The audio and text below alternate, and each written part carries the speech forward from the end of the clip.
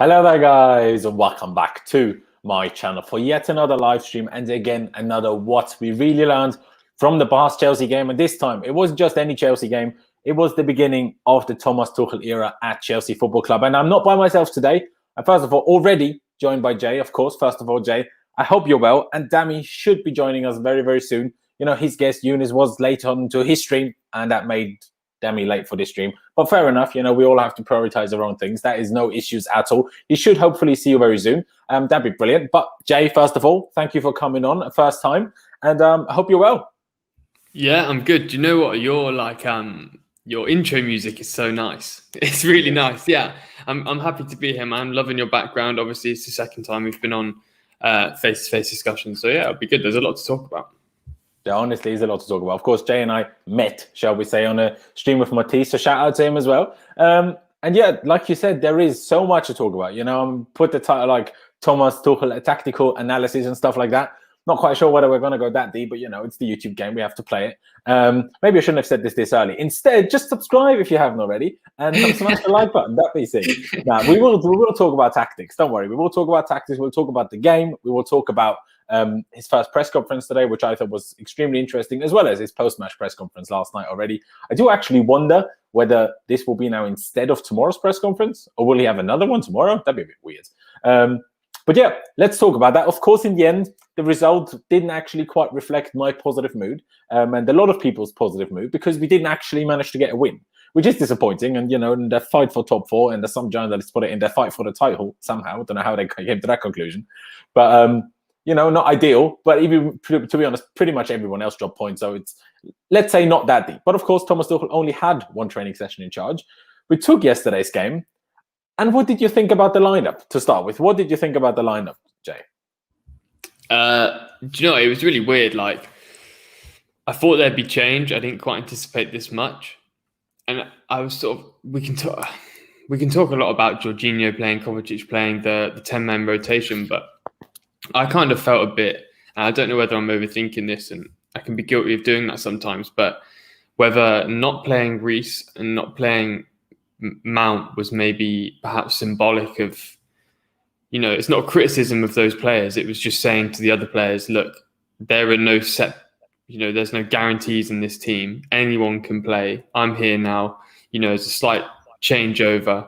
Things are going to be different. And there's no guaranteed positions. You all have to go out there and sort of prove to me that you're worth it. I think it was great to see Callum starting. He deserves to be starting. Rudiger, interesting, I guess, but I understand why he was on. I think Kai looked great. Aspi looked exactly what you get from Aspi. You know, I said on Dami's channel that Aspi's a bit like a friend with benefits. Do you know what I mean? You know exactly what you're going to get every time. Yeah. And so, yeah, I thought it was okay. I knew that he was going to play. Friend benefits that you get more in some positions than in others, apparently. Yeah. So it's quite good. That makes it even funnier. Yeah. So, you know, I as soon as I saw Jorginho, Kovacic in the pivot, I knew that we were going to play for possession, which is fine. Wolves sat deep. But yeah, I thought it was okay. I was a bit disappointed that Tammy didn't start, really, because I felt he deserved it. But I understood why Giroud started, in order to perhaps facilitate Kai being a bit more involved. Well, that's what I was thinking anyway. But what do you think? Yeah, like just to show it on screen to people that didn't see yesterday, even though Chelsea wrote it up basically completely wrong, put it down Callum Hudson-Odoi as a left winger when he was a right wing back. But we did, you know, turn up in a 3-4-3 formation, which we hadn't seen in a good little while, which I wasn't that excited about when, like, even before the lineups was actually released, when, you know, some journalists, you know, put it out there that this is what was going to happen. But of course, it started with Mendy and goal, back three of Aspi, Rudiger as the left centre back, Thiago Silva as the central centre back, Chilwell, somewhat, you know, to be expected as the left wing back, and then Callum Hudson-Odoi as the right wing back, like I touched on. But what I thought was interesting and what was good was the fact that today or yesterday, unlike under Antonio Conte, a 3-4-3 didn't mean basically 5 at the back. Yesterday actually meant 3 at the back, because Callum Hudson-Odoi wasn't playing like a right wing back. Callum Hudson-Odoi was playing like a right mid, not quite a right winger, but a right mid. And Chilwell was close to that as well. So it definitely wasn't a proper 3-4-3 how we're used to under Conte, just showing how differently you can set up, even if you use the same formation. So that was interesting. Of course, the midfield two you touched on already in Jorginho and Kovacic. Then a front three of Kai Havertz, Hakim Ziyech, and then Olivier Giroud, which the Giroud one, I agree with you. That surprised me probably the most from all of it. And of course, everyone in the chat, I will try to, get through a couple of your chat messages. If you want to make sure that I see a message, do not hesitate to use the super chat function. Of course, you don't have to, but, we will have, we already have a guest on. Dami will come on, so make it even more difficult to see every message in the chat. If you want to make sure if you have anything interesting and important to say, do use that. But again, subscribe, that'd be sick. But yeah, I mean, first of all, I thought arguably even weirder than, because I kind of already got used to the Hudson-Odoi right wing back, was the fact that Havertz and Ziyech were the two behind the striker. That was like the last combination I expected personally. Not that it went so badly, but didn't exactly see those. Like, it's almost like, don't want to compare it to Frank, but I guess almost like Frank against Spurs last season when he played a Mount and Barkley behind Giroud, as that kind of 3-4-3 wide number 10s, whatever you want to call them. So that was interesting. But yeah, I agree. Tammy should have started after hat-trick in the cup, whether it was a different manager or not. I think he deserved it. But you can also understand the way, where Tuchel came from, really, with after the game and even before the game, saying he went for experience. And that makes sense. That is fair enough, because it is your first game in charge. You had one training session with them. It is a bit of a, tumultuous period for the club. You're not just sacking a club legend in Frank Lampard, getting a new guy in. So you can see where he came from. You can definitely see where he came from with that. And also with the possession stuff. Although with how deep Wolves sat, I think we could have had even Sam Allardyce in charge and we still would have had about 70% of the ball. Like, honestly, I don't think the manager would have made much of a difference in how much possession we had last night. But yeah, it was interesting because the longer the game went on, the better we got, first of all. And also, I thought it was very fun, and I want to get your take on this as well. Obviously, we've only properly spoken once before, but I know you were kind of already previously an advocate of, we kind of need to get rid of Frank, if I don't remember incorrectly, shall we say. Yeah. And the fact that Frank said in January a statement like, when you sign a lot of players, it takes a little while to get the press and stuff like that going. And then it took Thomas Tuchel one training session, and the press was as good as we've seen it. Well, since to be honest, since I can't even remember, because even on Asari, it wasn't that good. Of course, it wasn't a systematic press. It was a counter press, which is easier to get going than a proper systematic press when the opposition is trying to build play, which Wolves never did. So we never even got to see what that would look like under Tuchel, or if that would have worked. But counter press, and that was good to see, wasn't it? Yeah, it was nice to see. I mean, with Frank, when last talked on Matisse's channel, it was simply the fact that when you have quality players that aren't performing consistently, you really begin to see the limitations of Lampard's managerial style. And that's not directly a criticism of him as such as, the fact that he's just inexperienced. Yusuf, I imagine Dami will be here soon. Don't worry. He'll join. But yeah, it was good to see. You can tell with Tuchel, as you would expect, that straight away he has a system, he has a way of playing. He's told the players what's going to go on. And you can see things just beginning to click. You saw little passages of one-touch football, intricate movements, but that was also balanced with misplaced passes, people sort of learning the ropes. You could see that taking place as well. But I thought it was nice to see a counter press, as you said. I thought we looked quite good. I thought we looked imperious. We looked slightly better as we went through the game. Wolves looked nervous. They're obviously lacking confidence. So they were, post half-time, you knew they're playing for the draw, which is a bit of a shame because no one really likes to watch that type of football, because football is an entertainment as well. But, on the flip side, I understand it, because a point against Chelsea at home is typically a good result. But yeah, and as well, we're touching on sort of formations and tactics. I think people are a bit, I think the links between formation and tactics are perhaps looser now than they've been ever before in football history. Yeah. Typically, tactics and formations have gone hand in hand, but now formations, especially for certain managers, almost don't exist in the same way that they used to. They're not rigid. They're very fluid. They allow for a lot of movement, a lot of interchange in between players and positions. And Tuchel is going to use that. You're going to see players like Hudson-Odoi, Ziyech or Pulisic constantly swapping wings. You're going to see the midfielders rotating ever so slightly. You can see people pushing up. And fans maybe just need to adjust to that. So a lot was made of like Hudson-Odoi being a right wing back, but as you said, he wasn't really a right wing back. Although he did make a very important tackle, interception, whatever it was, towards the end. But I liked it. I thought there are actually a lot of positives to take away, because Hajir was was not too happy towards the end of the stream because we didn't come out of the win. But actually, you could see I took away many positives from that game. And I saw some people being negative, not particularly happy because we didn't get the win. But you can see with Tuchel, actually, what he's doing is he's implementing a style and a system in which wins will be naturally produced when that system is, in full flow. I don't think he's set up to just bag a 1-0 easy win. I think he's set up in the way that he's beginning to integrate his principles within the squad, and was just seeing how certain members of our squad coped with the pressures of doing so. Yeah, I couldn't agree more. And I mean, he said it after the game, even explaining why he went for a 3 at the back system, saying, we're playing a bit differently. We're playing a bit more aggressive, especially in the counter press. So in his opinion, it made sense to have a back 3 to offer a bit more protection, have the double 6 in front of them, build with those 5, defend with those 5, and then have the other, let's say 5 outfield players, do the attacking part. And, that made a lot of sense. And I completely agree. We saw such different football in one session. And I'm not saying it was perfect football, but it was different football. And to me, to achieve that in one training session that was an hour long is more than just remarkable. So yes, the performance wasn't incredible and the game wasn't incredible. And especially some parts of the first half did get a bit dull. The second half got better and better because we started to create a few more chances.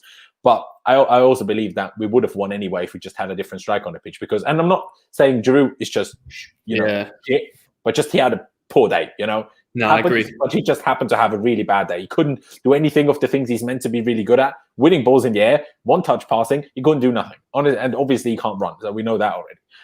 So, that didn't help. And I'm pretty sure we would have won had we had Tammy on the pitch. But like I said, I understand where Tuchel was coming from with playing a more experienced team from the get-go. I think that was understandable. And, like you said, the formations are not quite as fluid anymore, or are not quite as rigid anymore as they used to be. It's more fluid. It was officially a 3-4-3, but it really wasn't that, was it? Ziyech was coming inside, almost playing as a 10 at times. Kai was doing the same at times, almost creating a 4-2-3-1, but a very attacking 4-2-3-1, almost making that a 2-2-3-2 or whatever you want to call that, a 2-2-4-2-1 or whatever, like crazy. Yeah. But it certainly wasn't just a flat 3-4-3. And on that bombshell, let me bring in the man himself that is late, but we will let him off because, Eunice was late to his stream. And by the way, Eunice, if you're watching this, stop airing me. But here we have the man himself. Let me just flip things around so we don't have Dammy's head hidden. There we go. My friend, my bro, how you doing? Oh, listen, man is in the cut. You understand? Man came a bit late. You know what I'm saying? He's better to be late than never. That's what I tell people. It's not my fault man came 35 minutes late for his own stream. I apologize. All the people that I sent over from the live stream, be sure to hit that like button if you haven't already and press that subscribe thing. Because if you don't, I'll come down to your gaff and I'll do. I'm joking. I love all of you, man. But hey, man is finally in the cut. You understand? Man is here. Man is smiling. Man is elated. We've got some fresh sauce, some fresh energy in the building. But hey, what are we saying? Well, we was just saying how we was happy with the game yesterday, even though we didn't win. And how we're just impressed by how many changes 100%. Tuchel has managed to install in this team in one training session. In 100%. What he said was a 1 hour training session. That's some of the craziest 100%. Shit I've ever seen in my life, honestly. 100%.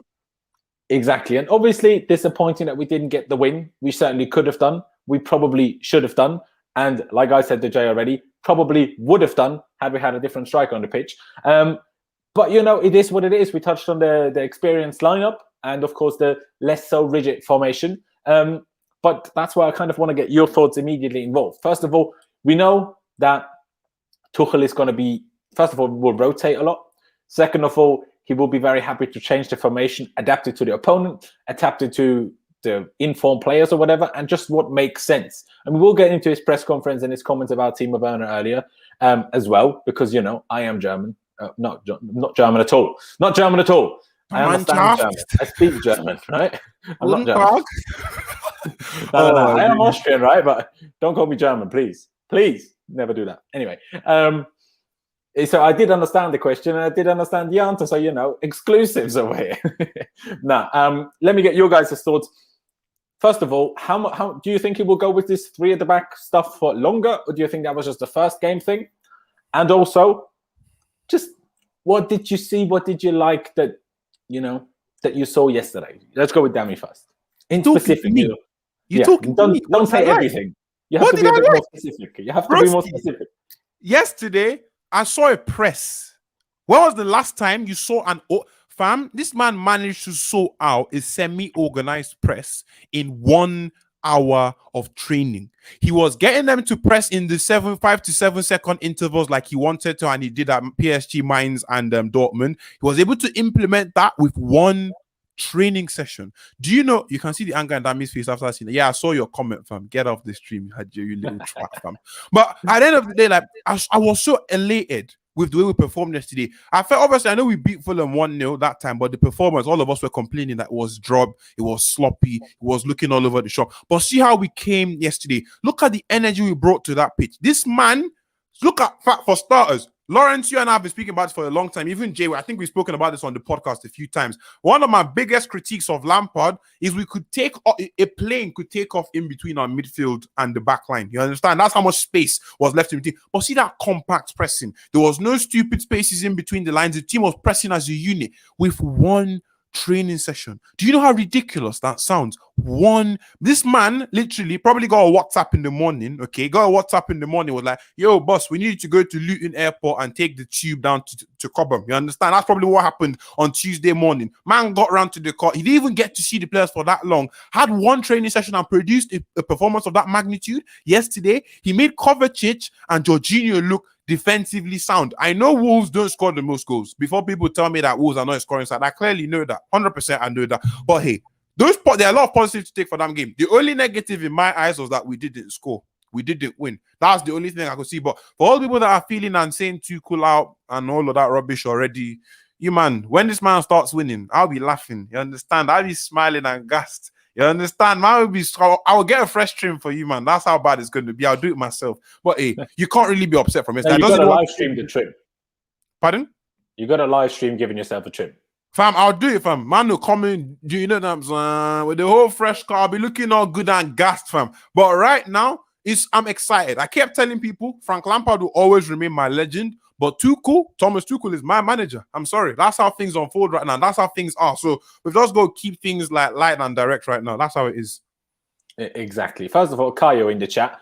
What is your Twitter and stuff? Because I'm not sure where I follow you. So drop me that so I can actually get in touch with the man. And then what I see is, good question, English mostly. Other than when I'm at my local clubs games, then mostly German. But even then, I sometimes go into English. I swear mostly in English because English swearing just is more fun. I don't know. Sounds more musical to me. We all know the jokes about German, how it always sounds so harsh. Yeah, it's not wrong. Them's that. No, but I completely agree with Dami. Obviously, someone made a good point. Who was it? That we were apparently waffling about that one. That we did have some games with good press under Frank Lampard. And that you're right with that. Of course we did. The Tottenham game was a recent game where we had it. With the Leeds game, we had a really good press. This is not saying it never happened. But we pressed differently. And also, what I said to Jay already earlier, we didn't, because of how Wolves played, we never got to see a systematic press. What we had yesterday was a consistent counter press. And we never had that under Frank, or barely ever. You could probably count that on less than, probably three, 4 fingers, the amount of games we had that in his what? Don't know how many games he was in charge for. Even with that, as well, a lot of people, the thing is that people are talking about that press. When we speak about the press isn't just about them chasing down the ball. That's not just what the press is about. The press also has to do with how the entire team is shaped structurally. Structurally, when have you ever seen us be that compact under Lampard? Mention one time that we were as compact as we were. Maybe we were a few times. Maybe I'm over-exaggerating, but we rarely saw that. You understand? We rarely saw that. Spurs away last season. Pardon? Spurs away last That's season. why I just said we rarely see that. It was a rare occurrence, you understand? So once again, it's not something that you see on a regular, often basis. Obviously, I'm not going to take it because there was a time, even when we lost to United the very first time, we were very energetic and we pressed quite well, but there was no sort of set structure to it. But yesterday, you could see them trying to form all sorts of basic, very blurred triangles with the way they pressed down. You could see something yesterday. People are saying that press is overrated. I massively disagree. From yesterday, I could see something we do. We tried to do that.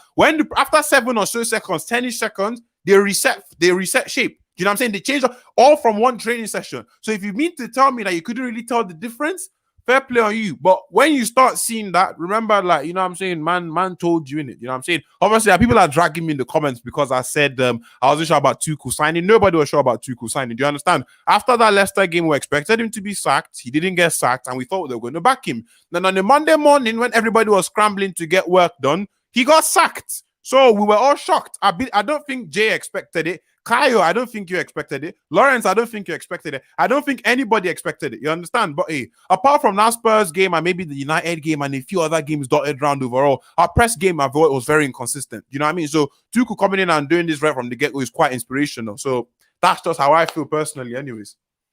Exactly. And I am confident that we will see this consistently in the Tuchel because that's the manager he is. And that's the difference where you see a difference between a manager like Lampard and Tuchel, because Tuchel has the experience that we can have this opinion.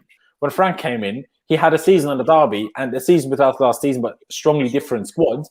So we couldn't say we will see this in the future. We will see this in the future because we know he will try this. That's the difference between having a somewhat experienced manager. And Tuchel is not even 50. So he's not exactly super experienced either. Just, of course, a bit like Nagelsmann, I guess, started coaching extremely young. But to get Jay back involved, just had to catch Dammy up a little bit. I want to ask you, because what I really enjoyed is, like we touched on this already, that the formation change, and it wasn't a proper like 3 at the back, 5 at the back, whatever you want to say.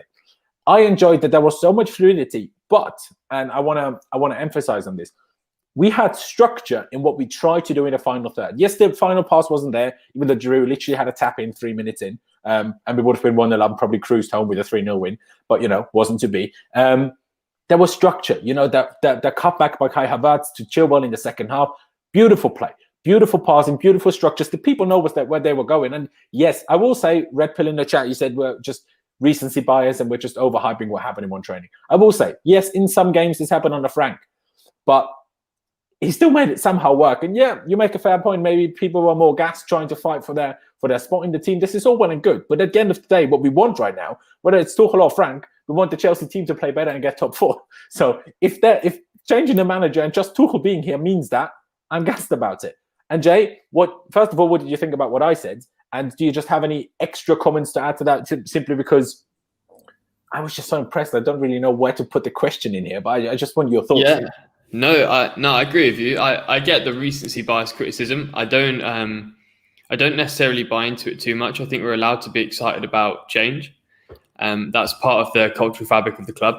But I've been thinking about trying to answer this without making what may be perceived to be a lazy comparison. But you see with managers like Nagelsmann, you see it maybe with Marco Rose as well, Klopp definitely, Pep as well, fully, and Tuchel's in that mold where the system is so good that actually it pushes players to be better than you would perhaps expect. And Jordan Henderson's a perfect example at Liverpool, right? We know Jordan Henderson's actually a functional player. He's a good player, but you didn't expect him to be as good. I mean, this season prior to moving into as a centre back, he was top 5 in Europe for playing balls into the box, and that's partly down to Henderson's ability and improvement over time, but it's also that the system allows certain players to develop and function properly. And what Tuchel's done is he's just put players within his system and has explained how he wants to see things go. And because the system that he has is so strong, and he's got so much experience working with real divas like Neymar and real talents like Mbappe, as well as Neymar, obviously, the system that was a bit awesome.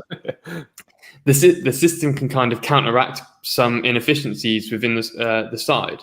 And the longer that we see this system in play, the more that we'll see everyone adapting to it. Because, damn it, we touched on it before you were here, but I was saying that there were certain periods of the game where loose passes were common. You could see that a certain player was listening to Tuchel's instructions, perhaps to play the ball and then move forward to create triangles to stretch the play. But there was a bit of confusion sometimes. But you're bound to see that.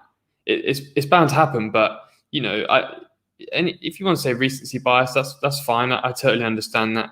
I just got called Ron Weasley. That's so funny. But I think Chelsea fans are allowed to be excited. And I've said this before, we can be excited about a new system, new management, and that's still respectful to Lampard, I think. So people aren't, too upset about it, because even Tuchel mentioned in his presser what Lampard said to him and his feelings on it. So yeah, you're right to be excited, man. Exactly. And we have a couple of super chats here, which just makes me think I need to have Demi on every single stream because apparently what he does outside of it gets me super chats. So I'm a big fan. just to read it out, to the ladies and gentlemen, maybe some people can't read and they just listen. So I'm going to read it out for you, Rodrigo Rodders said, Demi, I'm waiting for your apology. You said Tuchel was twerking for the job and he wouldn't get the job. Kai told you. Well, Demi, what you're saying? What have you got to say for yourself? You might need to speak to my boy Jay. He'll teach you how to paraphrase in it. Because at the end of the day, you man, don't twist it. Yeah, don't twist it. I told you, man, I rated Tuchel for starters. I said I rated Thomas Tuchel. I just felt that they were going to get Nagelsmann. That stream that I had with Kai, big up to Kai for what you said. Now you see my head of the curd. Big up to you, my brother. But like I said, and I said right just now, Laurenz didn't expect it. Jay didn't expect it. Rodrigo didn't expect it. Kai didn't expect. Nobody expected him to get sacked on a Monday morning after beating Luton. Absolutely nobody. Nobody expected that to happen. Do you know what I mean? If they were not going to sack him straight after the game, then you would have been, everybody just assumed they're going to give him to the end of the season. But hey, we all woke up and saw him get sacked on Monday morning at 10 a.m., which is quite shocking. Do you get where I'm coming from? I am very shocked by that. I'm still shocked by it. But hey, big up to you, you know what I'm saying, for being ahead of the curve. Once again, you might know me. I never claimed to be like the next tactical best thing. I just try to bring my points onto the table. And if you can bring them down, well played and well said and good. You know what I'm saying? Even Kai, you started agreeing with me when I spoke about them lot. You know what I mean? And as for this super chat, keep it moving because I'm not responding to that. You understand? Man said my trim is dead. Bring your trim to the table, fam. Bring your trim to the table. Let's see what your trim looks like, fam. Lockdown trims always. I was going to say, a barber's even open in the UK. Fam, that's what. Look, fam. There's no fade, fam. It's gone. Yeah, bro. I'm the same. My hairline, I don't know how it's still in line, fam. You know what I'm saying? My hair is coming off, but hey, at least I'll bring my face out here, fam. Bring your trim to the table. Let's see what you're doing, fam. When was the last time you got a trim? Bring your trim to the table. Let's see, fam. And we have another super chat here, and we just have to keep this going because otherwise I'm just going to forget about them. And then again, with the £5 donation, love that from you, saying, I've looked at Tuchel's teams. He doesn't use offensive fullbacks and wingers, hold width. Could this be an issue for Reece James? Dani Alves for him at PSG played right back. Now, I do see where you're coming from with the PSG thing and Dani Alves, although I don't fully agree considering Dani Alves still had a good amount of assists. Sorry, go on. He replied to his super chat with another one in case you didn't see it. He meant context. Play right wing back. Okay, fair enough. Another £2. I love that. You see, if you want to have another few typos, mate. But that he did play well for PSG, and I don't think. Obviously, I did my research on Tuchel. I didn't look at specific times, at specific games or whatever. But I do think that there was plenty of times when Dani Alves played in a back four and was attacking. Maybe the better the opposition will be, the less likely that will be. That might be the case, but we'll have to wait and see about that. But I do still think that Reece James, same as Mason Mount, are too good not to get game time. Hence why I'm not worried for specifically, he doesn't like English players or he does like those. They're good. They didn't play under Frank because they're English. They didn't play under Frank because their best mates were Frank or Frank's son. They played because they're some of our best players. And in my opinion, those two have been our two best players up until this point, maybe alongside Thiago Silva. But I could argue Thiago Silva had at least 2 or 3 more costly mistakes than the other two did. And Jay left. But was there a comment so outrageous that Jay just left? No, I don't think so. I don't think so. I left in it. Exactly. See, there you go. Kevin said that as well. And I saw Kevin in the chat early on as well. Big up yourself. And also, everyone that's watching, we have nearly 200 people watching. Exactly 200 people watching now. Subscribe if you haven't already. That'd be massively appreciated. We're just about to hit that 8K. We're less than 50 away. So let's hit that tonight. If you're not subscribed yet, go down below, smash that subscribe button. And hey, what my analytics be telling me is that of my actual views, only around 20% are coming from subscribers. So 80% of you are not subscribed. Okay, the watch time, it's only 55%, but still 55% of you not subscribed. So what that tells me, as we have 200 people watching, is that not even 50 of you are bloody subscribed. So go and subscribe right now. And then we can hit the 10K very soon because, as we know, that is a big target. And we have another super chat. It's going crazy over here. Another Rodrigo Brothers. I was expecting it, mate. Super Frankie was out of his depth. What they say, never meet your hero. I was disappointed with Lampard. Too big a job. Yeah, I mean, I think that's kind of what a lot of us felt, to be honest. the slight disappointment in him. But I am confident that he will come back one day, and that he will come back as a very good manager and a successful manager for Chelsea, and then we don't have to worry about what happened in the last 18 months. And let's not be overcritical, right? Let's say the last 2 months have been real bad. The start of the season wasn't bad. We was probably top of the league before this bad run. We can't have been that awful.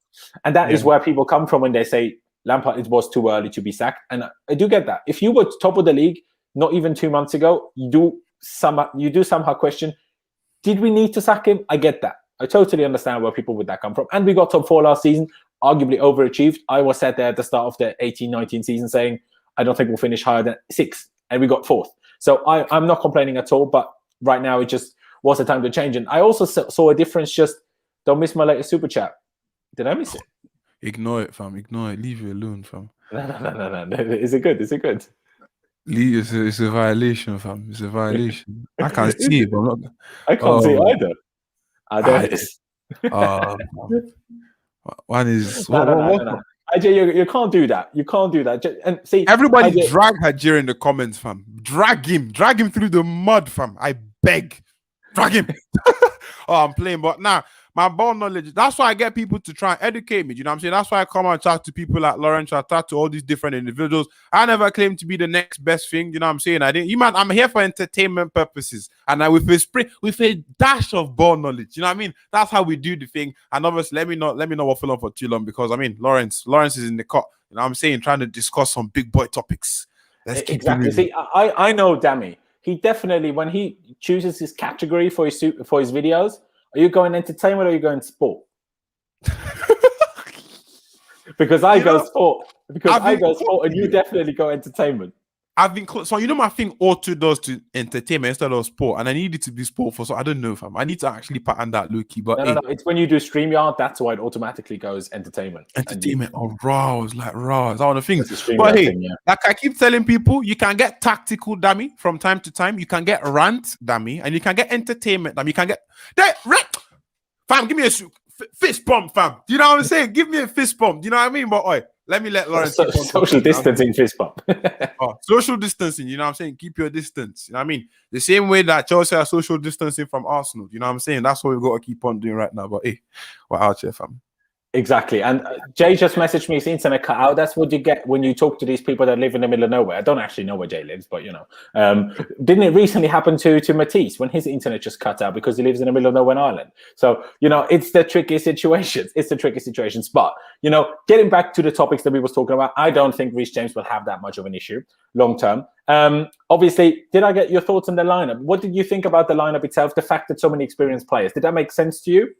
When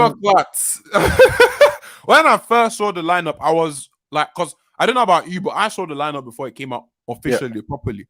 And I was like, wow. You know what I mean? I think when we all saw that, all of us were like, wow, this is an interesting lineup. You know what I mean? Obviously, you came in with the back three of Thiago Silva, Rudiger, Azpilicueta. I saw that wasn't really too shocking in the sense that Lampard's game against Fulham, he used the same sort of back three. The only difference is Chio wasn't playing in the back, was playing in the back four. Do you understand? This was a back three at the start, quote unquote back three. Then you got into midfield and you saw Jorginho and Kovacic. A lot of people don't like them, and I was like, how are these guys actually going to play in a game like this? I'm not too sure. Then you saw Callum Hudson-Odoi as a fullback, and I'm like, wow, that's an interesting one as well. And then we went up front and Giroud started, and I'm like, interesting one. So it was an interesting lineup from the very beginning. But when I saw it and I processed the information, I said, look, Chelsea fans are not used to actually seeing, with no disrespect to Lampard in any way, shape, or form. I'm not trying to disrespect him or be rude. We always used to go with one sort of set thing, and then we now change it during the match sometimes. Like when we went up against Arsenal, and then Red Pill, leave me alone, fam. These man always Red Pill, this man always on my stream, just speaking facts in the comments, and he's doing me like this. Red Pill is a good guy, he knows his Red shit. Pill is a G, bro. You know what I'm saying? I know you, man. I keep telling you to tell me your Twitter so I can follow you, but you never tell me, fam. Are you trying to stay low key? Fair play to you, but hey, like I was saying, that with Lampard, he made tactical changes, some good ones mid game last season, especially like when he brought Jorginho on in that Arsenal game and he changed the style of the game. Exactly, but Tuchel, that lineup yesterday could have been a 3-4-3, could have started as a 3-4-3. He could have converted itself into like a 4-4-3-3 per se-ish, kind of somehow. It could have been a 4-2-3-1. He's very flexible. And that's why a lot of people are asking me on my stream. I don't know if they've been asking you in the comments as well. Dammy, what's going to happen next game? Are we going to see the same formation? Nobody really knows, because Tuchel is not the sort of manager that has fundamentals. You know what I mean? He has some basic core fundamentals. Definitely has some preferences for certain formations, but you can't really say what's actually going to pop up. But that lineup I saw, it made sense, because I was telling people, someone like Mason Mount, they were like, oh, people were having a meltdown over Mason Mount yesterday. I'm like, you might need to relax, because number one, this man had just played 13 games on the bounce. He hadn't had a rest in a while. Let him actually sit down and catch a bit of a rest. His uncle, like people like to say, couch tactician. All right, say no more. Man will remember. Let me just, you know that man. Let me just take a screenshot so I can check it out. Exactly. Man has taken the picture. I will drop man the follow still. But yeah, like I said, one of them is one of those situations where I saw Mason Mount on the bench and people were so upset, saying he deserves to play. Blah, blah, blah. I know he deserves to play. I love Mason Mount. I built my career off Mason Mount. I keep telling people that. But once again, he had been playing so many games. Okay, he played so many games, 13 games off the bounce. He needed to take a bit of a rest. And look, Lampard had just left. Mentally, we don't know where he was. Do you know what I'm saying? He's a strong player, obviously a professional individual as well, but that could have had an impact on his game. He came on and he showed us otherwise. Clearly, he showed us otherwise.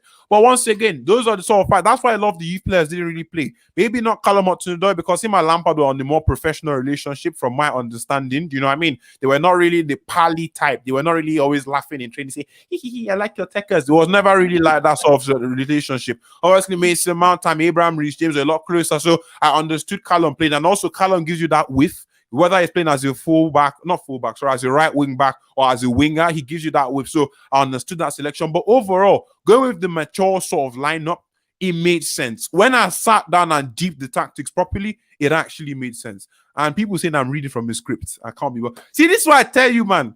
If I can jerk around and I can also speak as well. I'm not saying I'm a tactician, master tactician, but hey, that was my analysis of the thing. I don't know if you agree. And also Pulisic as well. He spoke on Pulisic. A lot of people were like, why didn't Pulisic play or all of that? But hey, he knows Pulisic. He knows what Pulisic is capable of. He doesn't know what a lot of these people are capable of. I know Tuchel is a very smart man. So he's probably watched quite a few of the Chelsea players, and he knows a lot of what's probably going off. Do you understand? That's so true, that comment, bro. Up, fam. Shut up, fam. I almost thought I'm a J5 stand, but I ain't in the closet at least. I almost thought Dammy was going to bring out his old J5 Abbey that most people don't know that he used to rep during that game.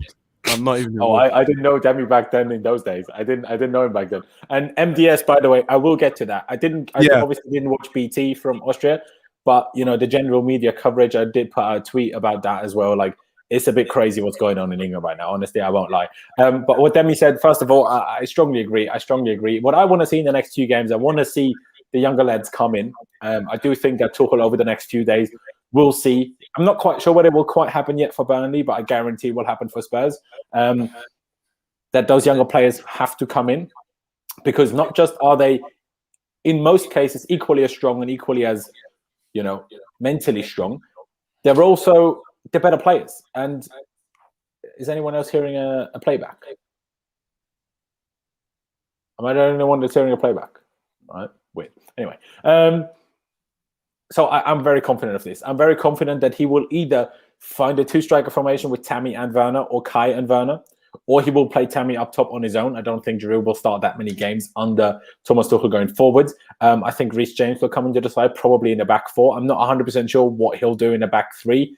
Will he just put Callum on the left naturally? But then he can't whip the crosses from the left because he's not left-footed. Will he play Ziyech as a left wing-back to whip the crosses from the left, to play Reece James at right-back, or right wing-back, right mid, whatever you want to call it?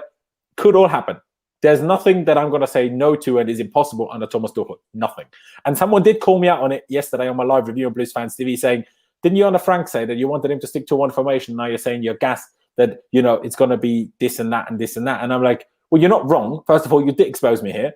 But the difference is, if it works, the chopping and changing, that's well and good. But Frank chopped and changed because nothing worked. And that's when he kept changing. And I'm like, okay, if nothing works, that's bang on. And fundamentals too. Until it works. You know what I'm saying? He didn't have fundamentals per se. They were not strong and like different managers played. Like Sarri, he had a very popular for 4-3-3, but a lot of people don't realize. And Napoli, he used the 4-2-3-1 on a semi-frequent basis as well. But the fundamentals stayed the same. So Tuchel definitely not chopping and changing consistently. But I don't wanted to drop that little tidbit in. Let me not spoil your flow. No. It's cool. And that's just where I'm coming from. And that's the next thing I want to get to. You know, Thomas Tuchel has his identity, has his ideas, has his structure of how he wants to play. And it doesn't change no matter the formation. Whether it's a 3 at the back, whether it's 4-3-3, 4-2-3-1, 4-4-2, 4-4-2 diamond, even though I'm not sure he's ever actually used that. You never know. He might turn up with it at some point, just because our squad kind of suits it, I won't lie. So you never know. But those are the positives that Thomas Tuchel brings. He will always do his thing, no matter the system he plays. He will slightly adapt the system to the opponent, but not go away from what we're trying to do. And he made it very, very clear in his press conference. We're going to be attacking. We're going to try to score goals. We're not going to try to score 2 and then defend. We're going to try to score as many as we can while keeping clean sheets. He at least a bit of PR talk by Tuchel as well, saying things like, you know, Chelsea in the past has always been a team that can fight and keep clean sheets as well. You know, he tried his best to please the Chelsea fans because he knew he was coming in to a tricky situation to some of them. You know, I mean, we all saw the banner outside. But by the way, if any of you are watching, you know, come outside, right? Because that's the most embarrassing thing I've ever seen in my life. You know, bloody 4th division Austrian teams can come up with a better banner, and you brought 2 smoke flares. 2. I'm taking a Michael. If you're going to go big, right, come up with 15, come up with 400. Bloody hell, my local club. And we're not that big of a club. In Austrian terms, yes, but in worldwide, no. 2 flares. That's what we have in the 3rd division game. Like, what are you doing? Like, if you're going to go big, it's, circus continues, bloody hell. Go big. Hang a proper banner up, somehow climb Stamford Bridge and hang it up there and do something proper. Like that, you're just looking like a mug. I'm sorry, that was embarrassing. I do understand the idea of it. And I understand that if you want backing the manager, you don't care who the manager is. Fair. If you don't like chopping and changing the manager, I agree. They're fair. But don't do that. Either do it proper or don't do it at all. It's just like, did those people celebrate the trophies less due to the rotation of management? Did they stick to their principles that rigidly because they're willing to put banners and flares outside the stadium, whatever? But I would bet my house on the fact that they celebrated every single trophy under every single manager. If you're that rigid in your principles, then maybe you'd expect people to celebrate slightly less due to the constant chopping and changing. So yeah, it was a bit of a shame to see that. You're right. Yeah, and so that I thought was a bit weird. And I thought, first of all, now, big shout out to the both of you guys. Jay does, in theory, have a channel. His channel is the Chelsea Social. Link to it down in the description, as well as his Twitter. And the same goes for Dami. His link to his YouTube channel down in the description, as well as his Twitter. So subscribe to those, follow them, and subscribe to me. 282 people watching. Love that from you guys. Subscribe, smash the like button. And if you have anything super important to say that you don't want us to miss, use the super chat function. But I think it's about time. We will get back to the game a little bit. If any of you, no, actually, do you two have any more thoughts that you want to touch on the game, or is it now time to get maybe into the press conference? Can I just touch on something quickly? Because my Wi-Fi cut out before. We were talking about Reece James. I mentioned it on Ellie's channel, so I don't know what you guys have said. So apologies if I repeat anything, but it's not uncommon for managers to adapt and change players' positions. Yeah, I can see the potential for Reece to move into midfield. Yeah, whether that happens or not is different, but I think firstly the board will insist that Reece plays because there's absolutely no way he doesn't play. And we've been looking for someone to fill the DM role. And if they don't want to spend 80 mil on Rice, and Reece could perhaps play there if Billy's out on loan or whatever, if that is needed at certain points. Christensen can do it as well, but I don't see Christensen as long term as Reece James. Maybe there's a chance that Reece moves into midfield because he has done it for Wigan, and he's physical, excellent passer, he's decent at set pieces. I think he could offer quite a lot there, if I'm honest with you. And he's actually really good at tackling and defending and intercepting as well. So there's also a possibility that could happen. Yeah, no, I agree. And especially if we do play a back three, whatever you want to call it. And Thompson, did pose the question. Yes, Reece James, of course he can play at right wing back. He's arguably even better suited to a right wing back than he's a right back. Yeah. But the thing is, because we don't have an option like Hudson-Odoi for the left side with the pace and the crossing, because Hakim Ziyech can do the crossing, but also you kind of want him more centrally, and he doesn't quite have the pace to go up and down. Hence why Callum is kind of our only option, and Pulisic, I guess, but he again is right-footed. So that's why he probably, like yesterday, whenever he does go for a 3 and not for Reece and Chilwell, he will probably go Chilwell and Callum. That's what I'm just assuming from yesterday's game, but for sure, I mean, Reece James in midfield could certainly happen, especially if we play a three at the back. He could be one of the midfield twos. And, I guess that brings us nicely onto the press conference today, where a lot of very interesting things were said. We touched on this earlier before you were here, Dami, that he, in his post-match, explained why he played a back three, saying, okay, we're playing a slightly different style of football, to counter-press more so than these players are used to. So let's have a bit more of a solid foundation with a three behind at the back and then a double pivot before them. So, that all made a lot of sense. But then today's press conference, is unveiling press conference, I guess. He was asked some interesting questions. He was laughing about the fact that, Chelsea like to sack managers, saying like, he's not sure whether he likes that or not, but I think he knows full well he's only signed an 18-month contract. Chances of him getting sacked are rather slim unless next season goes bad. So, that's probably his situation. He's thinking, well, maybe I won't even be here by the time they want to sack me anyway. So I guess that is that. But there was a lot of other interesting things in the press conference that were said. First of all, he touched on Mason Mount. He was asked about that. Of course, then he said, mentioned the criticism that he received from some areas of the fan base, shall we say. And he touched on him as well. He said he's an unbelievable talent. He knows that. His work rate is immense. We all bloody know that. And he said already now, just 3 days in, he's seen that he's mentally extremely strong as well. And if you're talented, work hard, and are mentally good, there is no way you're not having a good career. And he also said, and he underlined it specifically, saying that he is 100% Chelsea. No hint at any former YouTube channels that don't exist anymore.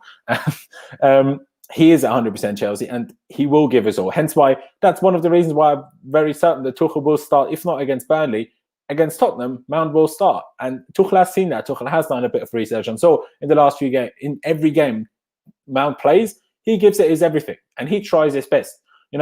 Everyone has better games, everyone has worse games. And you saw him coming on yesterday. That turn we had, if we had that kind of turn more in the game, we probably would have scored goals, because that turn was lovely.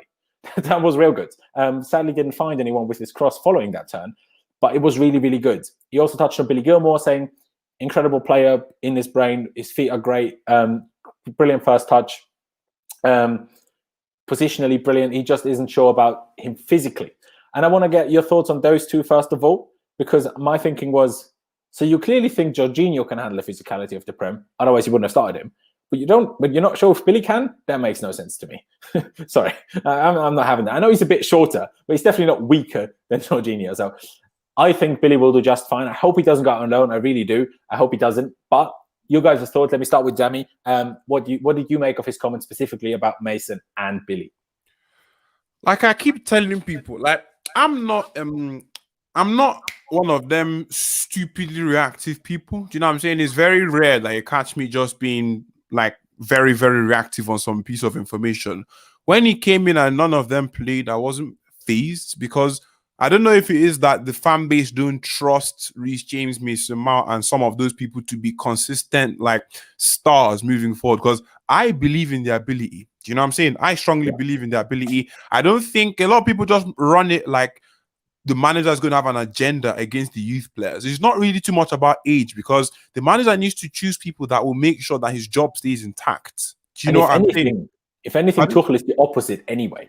Exactly. So that's what I'm saying. So when he didn't start, a lot of people were so upset about it. And I was like, it doesn't matter. I watched Billy Gilmour before I had a Twitter account. Do you know what I'm saying? Before I even got into this whole, I knew who he was. And I was very taken aback at how good he was back then. He's still a good player now. Playing consistently right now, I don't think that's a good thing. The reason why I like Tuchel's appointments is the fact that Tuchel doesn't really have a set same thing that he does week in, week out. You understand? He doesn't have like a set team he plays week in. He plays different players, and because the system is sort of allows it. You understand? It's not even a system per se, because it's like the fundamentals are very, very different. So he allows it. So he's going to definitely get Billy involved in some way, shape, or form. Like he kept on repeating something that a lot of people think. You man, don't spoil my flu, fam. Don't spoil my flu. But something that a lot of people tend to forget is that Rascal, I've messed up my flu in it. See what these men have done. But basically, all I'm just trying to say is, like with Billy Gilmour, for example, he's definitely going to play. We keep on forgetting that Tuchel kept on emphasizing on the fact that we've got 3 competitions to play for. Another thing, if you listened in between the lines and read what he was saying, he was basically saying we need to push far in the sort of Champions League and we need to do something in the FA Cup. Those were the very those were the things he was emphasizing on more than the actual league itself. So it tells you that a lot of these players are going to play. He kept on emphasizing and talking about the 22 people in the squad.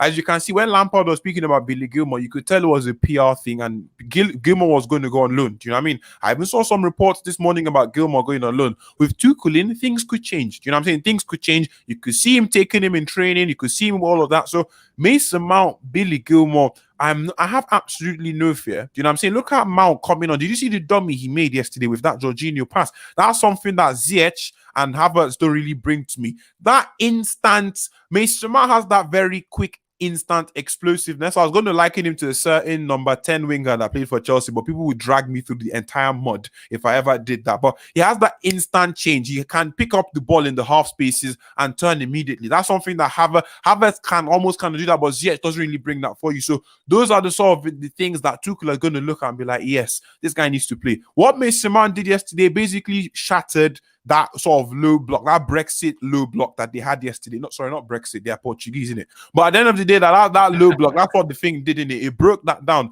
And those are the sort of runs Tuchel is looking for. So when I see stuff like that, and I see people this morning still trying to ask the manager if he's going to play Mason Mount, I'm just like, why are you doing that? Why are you stressing yourself so much? I trust in their ability. Don't you trust in theirs enough for them to believe they're going to play? He's not going to be biased. You know what I mean? He's not going to be biased. He even said the lineup he chose yesterday was the most biased he was going to have. But to answer your question and not to waffle on for too long, yeah, if I'm then leaving it. You know what I'm saying? I am Sudan. Have been roasting me from the start. No, don't leave. Don't leave. Stay. You know what I'm saying? Now, man has been roasting. It says Red Bull come with Nando's low block. Oh my days. But where is it? Oh my days. But yeah, at the end of the day, like for me, it's one of those. It was a bit lemon and herbs. It definitely wasn't hot. Yeah. It's but overall, it's one of those situations where it's like, yeah, Billy Gilmour, Mason Mount, I have confidence that they're going to play. Do you know what I'm saying? I'm quite confident in their abilities. I know Mason Mount, especially from what we've seen, hard worker. He's definitely going to push his way into the squad. He's definitely going to play a massive part. So I'm not phased in any way, shape, or form. I'm not going to try to dig out any racism that isn't there, but it was weird. They did just ask about Billy and Mason. There was no questions asked about Reece James and Tammy Abraham for some weird reason, but that's a story for another day, shall we say. But Jay, first of all, your quick thoughts on the whole situation. I just want to point the next question for you to interline with that. What I thought was interesting, that when he brought Mount on, he didn't bring him on as part of the two. He brought him on as one of the two behind the striker. He brought him on behind instead of Ziyech. So that's what I'm going to be very intrigued in where Tuchel will choose to play, because I am very sad that he will play plenty of games, but I am intrigued where he will choose to play. Will he see Mount as an option next to Kante? Will he see just Mount as an option as an 8 or a 10?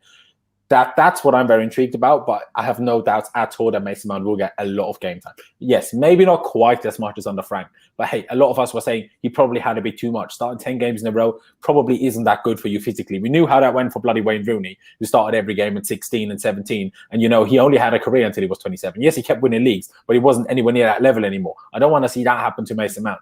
So, maybe it's not even that bad if he doesn't start 10, 15, 25 games in a row at the age of 21, 22. So that I will say. But Jay, quickly, what are your thoughts on the whole Billy situation and Mason? I assume you agree with us, I guess. Yeah, I do. I mean, I think it's pretty simple. Big up Lewis. I think it's pretty simple. Mount will play. He will play regularly. People don't need to worry about it. You don't need to get excited about it. Where he plays, that's a different conversation. Who knows? I personally think he's better as a midfield box to box, but Tuchel might see him as something different, and he sees him daily. And I'm not going to pretend that Tuchel doesn't know better than me. He knows far better than what I do. So that's pure speculation. All of us combined, didn't it? Yeah, Billy. The way I think about Billy is personally, I would play Billy over Jorginho whenever Jorginho is to be considered, because I think the time investment in Billy is much better than the time investment in Jorginho, because I see Billy as a long-term asset to the club, whereas Jorginho isn't. However, if I'm the board and I'm speaking to Tuchel, and I'm hopefully, I'd like to imagine that the board have a sort of open discourse between themselves and the management, is that, okay, Billy is a long-term player for the club. he wants to get in the Scotland team for the Euros, which he will do anyway, but maybe it's best to loan him out for 6 months where he can regularly play, perhaps in the Premier League, perhaps in the Championship, which has benefited a lot of our players that have gone out on loan. Jorginho can perhaps play slightly more regularly in order to maybe not boost his price in the market, but to keep it from dipping any further. And then what they're able to do is either recoup some of the money spent or make a small profit, who knows. And then Billy can come in as sort of a ready-made placement that's been playing consistently, has, you know, a bit more experience, because the Championship's a good league now. It didn't used to be 10 years ago or so, but it's really improved and it's done wonders for Tammy, Reece. You know, I always thought Hudson should have gone out on loan as well, but he didn't, and that's fine. I don't think a loan move for Billy is the most catastrophic because I see a reason behind it. It would be awful, I think, if Billy got lost in that loan cycle that we've seen so many players go through, and that's why fans are perhaps a bit apprehensive about it, especially considering the talent level that Billy has. You don't want to see him get lost in that process. No, I agree. And I mean, Tuchel was in his press conference today saying we don't have the need to get rid of anybody in the squad, whether it's on loan or any sort of permanent move right now. So that didn't 100% sound like he was trying to loan him out. Obviously, who knows what the board have been working on in the background before Tuchel has even signed? Who knows? I didn't see this. Apparently, Jorginho is in talks over extension. I mean, maybe. I haven't seen that from any sources, to be honest. I mean, just quickly, because I know that we've been going for an hour. Like, I think it's quite telling to see who's going to leave and also which players that are currently out on loan. What's going to happen to those? Because I was chatting to Ellie about it, but we've got Gallagher, Gurhey, Ampadu, and there are others, obviously, but those three stick out to me as what's going to happen to those. But Broja as well, who's obviously doing decent at the test. Like, will Tuchel decide to incorporate those, specifically Ampadu, due to the fact that he's actually exceptionally tactically flexible and could play in a back three, could play in a DM, can actually play in a back four as well if needed. And then which players are going to leave in summer? I think that will be the most interesting set of events. Yeah, Barkley, of course, Loftus-Cheek as well. That will be the most interesting. Big up, Ruben. Big up. Yeah, big up Ruben, you know, but I'm not sure that Ruben has a future at the club, unfortunately. Don't kill my hope. I know, I want him to, man. I really want him to, but I don't know. I just don't see it. And I'd like Ruben to play. Until that contract is not extended, I will keep hoping. No, I'll back it. But I think that because I agree with what you said completely, and I hope Billy sticks around. I think in most games, I would agree that I would probably pick Billy over Jorginho. There is maybe a couple of exceptions, including yesterday. I do understand the whole experience thing, that made sense. And even though I thought Jorginho was poor in the first half, I thought he improved drastically for the second half. So I don't really have many problems with it in the end either. But continuing on with the press conference, you know, there was a lot of talk, you know, about what he said about Spurs when he was about 35 or whatever he was, or maybe it was 40 at that point, like many years ago, about what he said as a kid. I thought he talked his way out of it very well, but in my opinion, I shouldn't have even been brought up. I mean, he wasn't going to know that he was going to sign for Chelsea one day. Let the man speak his opinions. He didn't say it's his favourite club, so it's all good, in my opinion. But coming to the German question later on, the guy was basically asked, first of all, what physical and psychological state he found the team in when obviously he took over in that training session on Tuesday evening. And then, obviously, Tuchel already said that post-game that he was actually surprised by how physically well we did, how we kept the intensity up for the entire game. And also that how structured we were, how quickly players took on certain instructions from him. We saw, obviously, him on the sidelines giving individual instructions to Hudson-Odoi, to Azpilicueta, I think to Chilwell as well once. And there was a couple of others that he gave individual instructions to, which personally I'm a fan of. I like seeing that. I like micromanaging in that sense.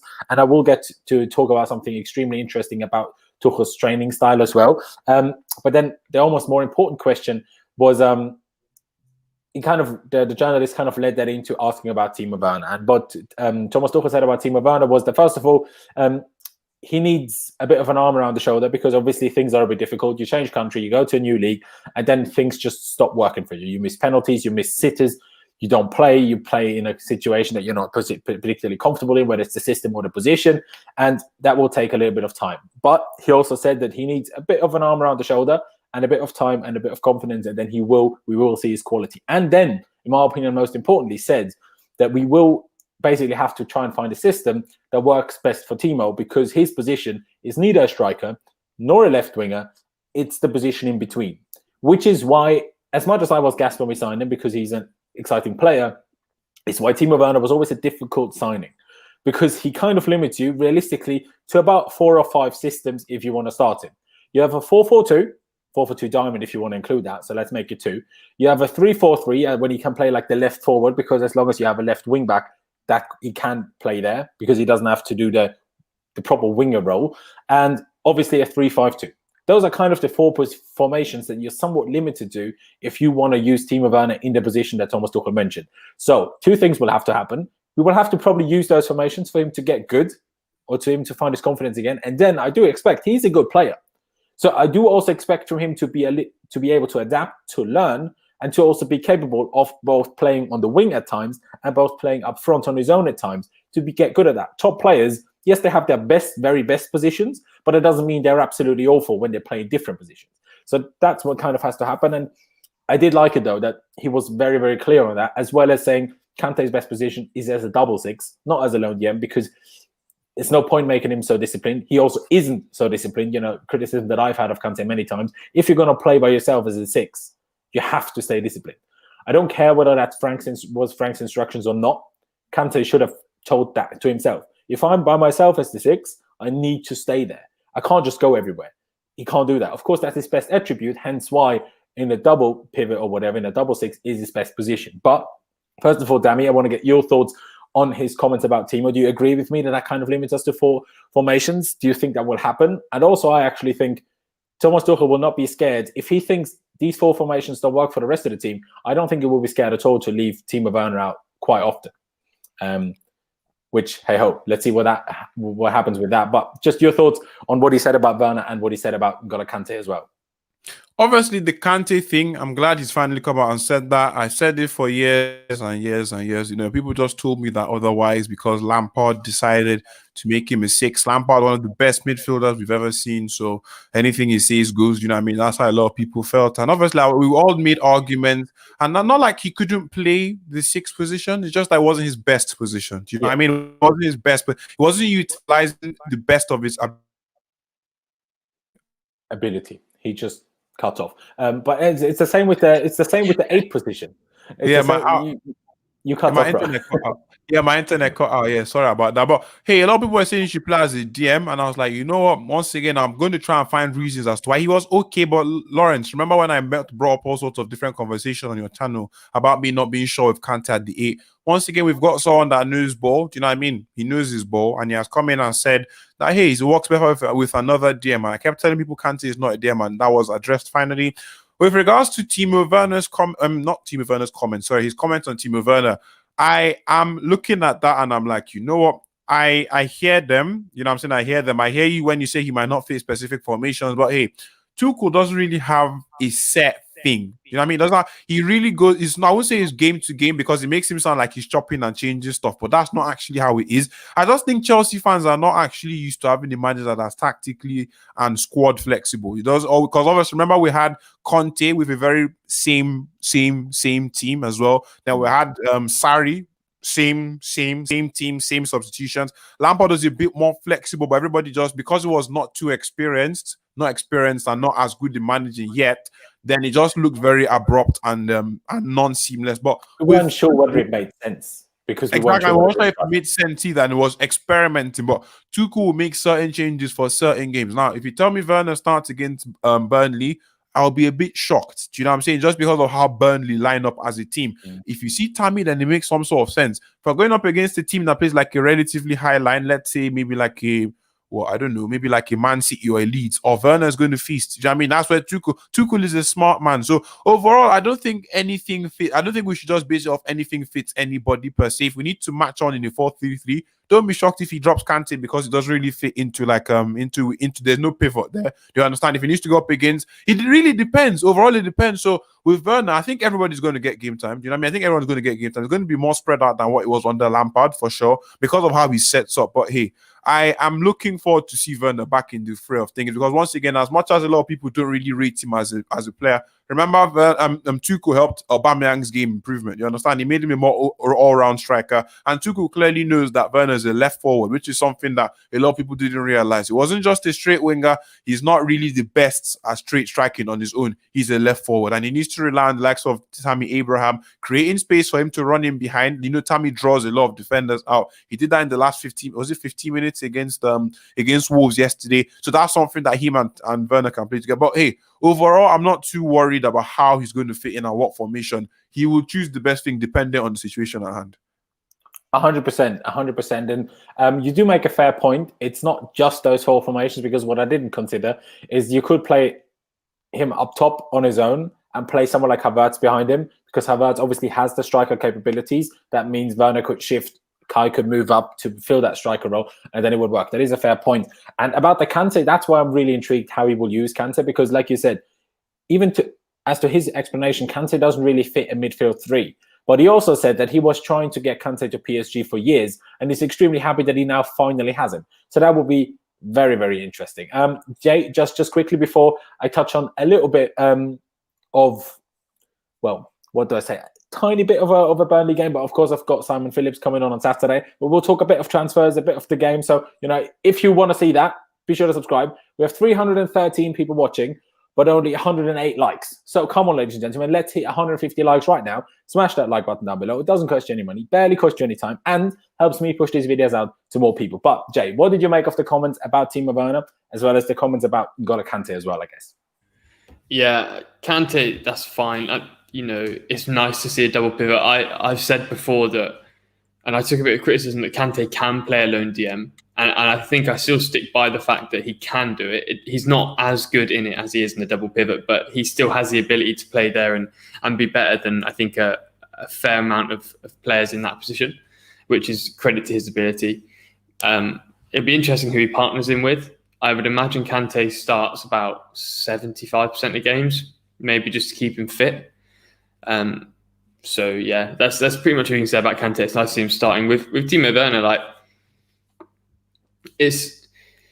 I don't think it's just down to the manager to adapt the system for Timo. I think Timo needs to adapt as well. Maybe meet Tuchel halfway. There are like, it's very clear that Timo needs to work on his first touch and his close control.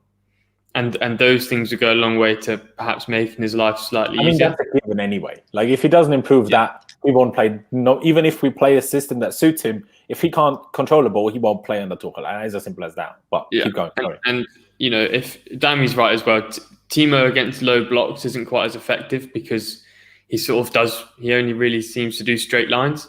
So against a low block, that's quite difficult. It'd be really nice for him to get consistent minutes as a striker, just so we can have the debate or answers to the debate that are, you know, watch Werner when he plays striker consistently, he'll massively improve, blah, blah, blah. Like, I back him, but, you know, with the players we have, with Tammy in such decent form as well, it might not happen. But yeah, exactly. You know, Timo's obviously low on confidence. He came to the squad. I remember seeing a video of him saying that he's been bought by Chelsea because he's the best. You know, I'd like to see that mentality return, because that instantly improves you as a player, I think. And what I like about Tuchel, and I didn't mention this previously, but when you spoke on it, Laurenz, about how he sort of laughed and joked a bit about Chelsea sacking managers, and what Tuchel brings is what we've been lacking for a while, which is fire. You know, he brings a real sort of, there's heat in him in the way that he coaches, and you can tell that the players are starting to warm up and get to grips with it straight away. And I don't think we have players on the pitch that do that. And I've said, if the players on the pitch don't bring that sort of Diego Costa level energy, that, you know, even Ramirez was a fiery guy, David Luiz, like, then the manager needs to subsume that and completely express it himself. And Tuchel is that guy. He is a fiery guy. And I think that'll have a massive impact on the squad. And let's just hope that Timo, you know, can improve, and he'll work his way into the team, because the German FA will be on Tuchel's ear telling him to play him for one. And I think it'd be a waste of an opportunity to have a really good striker if Timo wasn't given the chance as well. But it just takes time. I think next season we'll see a completely different side and players with a different mentality. And a pre-season will do the team wonders as well. For sure, I completely agree. First of all, on the fire, not just on the fire, the way he reacts. I think that's just us fans enjoy the press conferences more because of that. But what I really like is obviously Frank, and I understand from his perspective because when he initially joined, that's what we were in. But after the signings from last summer, Tuchel came in and said, if I'm signed by Chelsea, I'm here to win things. I'm not here to finish fourth. I'm not here to have a run. I'm here to win things. And that goes for every single competition. You don't sign players for 250 million if your aim isn't eventually to also win the Champions League. Whether we will get there or not, whether we will get there with Tuchel or whoever else, who knows? But the aim is still there. And that is something that Frank was too much playing us down at times. Still understandable because he knew that bad spell was coming. Whether he thought that was because of himself or whether because of the players doesn't matter. But still, it's important to get that fire in there. It's very, very important. I do want to quickly shout out Kai Havertz and Hudson-Odoi, who, in my opinion, were our best players last night. Tell me your thoughts quickly on that. And after that, I want to get on some training methods by Thomas Tuchel as the last thing we will discuss tonight because, we've been going for a little while already. So you want my thoughts on Havertz? Yeah, exactly. Because I thought, especially in the first half, weirdly, because I thought the team started to get better in the second half overall. But I thought he was particularly good in the first half. He was starting to be that silky smooth. Remember when we spoke about the Tuchel announcement? I was like, I'm excited to see a bit of a silky smooth Kai Havertz. That's what I started seeing. I stopped seeing bad touches. He didn't lose the ball every time. He, got passes off. He tried link up with Olivier Giroud. Giroud didn't quite help him with that, but he tried, and the Kai part of it was always very good. So I was very happy to see that. And, Dami, your thoughts on that? King Kai. You understand? King Kai in the cup, fam. Finally, when I thought, did you see his heat map? His heat map said it all. He ran 11.5 kilometers yesterday. A lot of people think he's lazy. Can you run 11.5 kilometers in 90 minutes? I don't think a lot of people can do that. Do you understand? Did you see his heat map? He was lucky if I run that next week. Man is out here, But listen, with Kai, obviously you saw him yesterday, and my guy was making all sorts of intricate passes, and he was looking silky smooth. It was like a hot knife through butter. That's what Kai Havertz looked like yesterday. He was in the opponent half where he belongs. He was one of the best final third players in Germany last year. Do you understand? So I understood Lampard trying to convert him to a box-to-box midfielder, but I wasn't really feeling it. Do you know what I'm saying? I wasn't feeling it in any way, shape, or form. He's a lot better in the opposition half. Best believe, because remember, the man like Kai Havertz, my guy is a player that relies heavily on the counter-attacking system. That's how he was at Leverkusen, and that's when we saw some of the best football he did play. I used to watch Kai Havertz before I was a lot busier at uni and a lot busier with work and everything, and it was always that sort of player. But now in certain games, we're going to see the full effect of Kai Havertz because he can make those passes that we need to get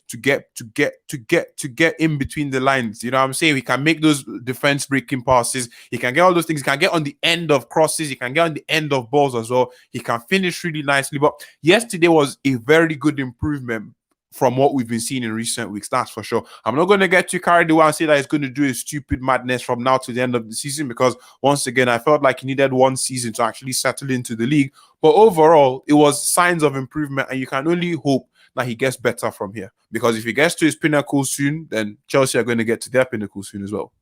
Exactly. And the same goes for Hudson-Odoi. I was on the...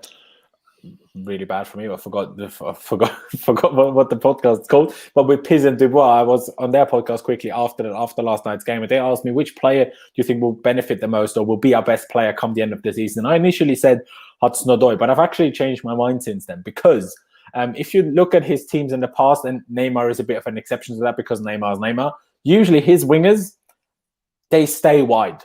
His wingers stay wide and are meant to create space for the striker and the 8 or the 10 to use the half spaces. And that's why the 8 and the 10s and the striker get loads of goals, while the wingers usually get loads of assists. You all know Pulisic's stats from Dortmund. He wasn't scoring that much. He was getting assist after assist after assist. And the same goes for Ousmane Dembele as well. Obviously, Barcelona had goals, but more and more assists than he did, than he had goals. And that's what we will see there. Hence why I think players like, in particular, Kai Havertz will, maybe not by the end of this season, but especially next season, will absolutely explode and become absolute superstars. And the same goes for Hudson-Odoi, who was brilliant yesterday.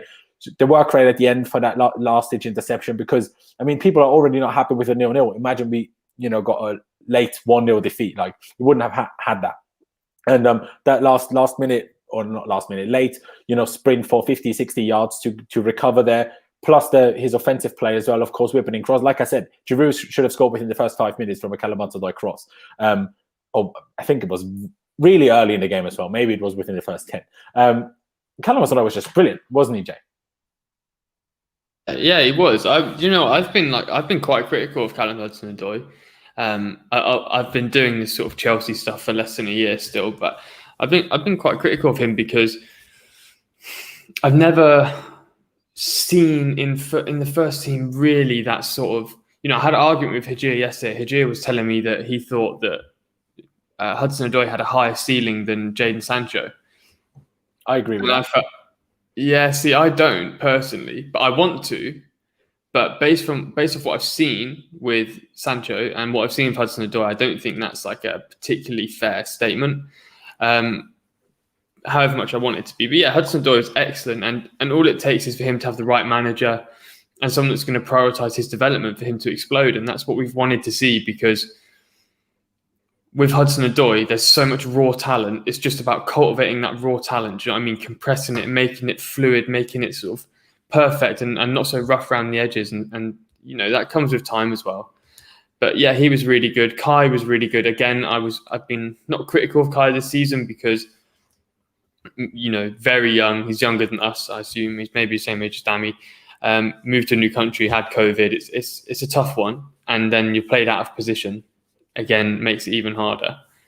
But I expect him to do much better next season. I think Thiago Silva deserves a lot of credit. Yesterday, I thought Thiago Silva was outstanding. I do think without him, we would have conceded. Yeah. I mean, who knows what a player instead of him in that position would have done, but certainly he recovered Aspie a bit when Aspie pressed and stuff. So yeah, for sure. Of course. And it's nice for Tuchel to have Silva because he didn't want Silva leaving PSG anyway.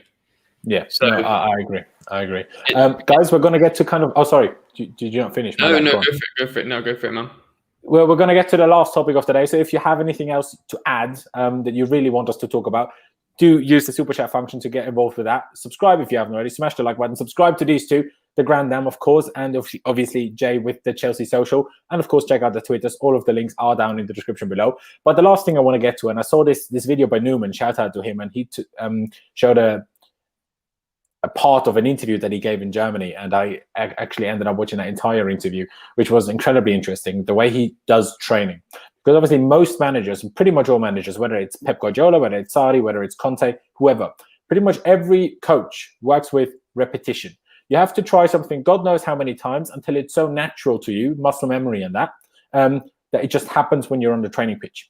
Thomas Tuchel has a completely different approach to the whole situation, where he says that's totally pointless because you're never going to be able to replicate what actually happens in a football game. Okay, now we don't have fans, but usually with fans in the ground, you can't perfectly predict what the opposition is going to do. You can't perfectly predict every deflection. You can't perfectly predict where every second ball is going to fall. So how he works is he does repeat things, but not after thing A 100 times in a row, but it goes like thing A, thing B, thing C, thing D, and then you kind of start that way. But what he does, he creates as complex as possible problems for the players in training that they have to try and solve. And he makes them so complex that they're almost certainly even more complex than anything they will come up against on the training pitch, which will on the football pitch during games, which will make that seem a lot easier to them.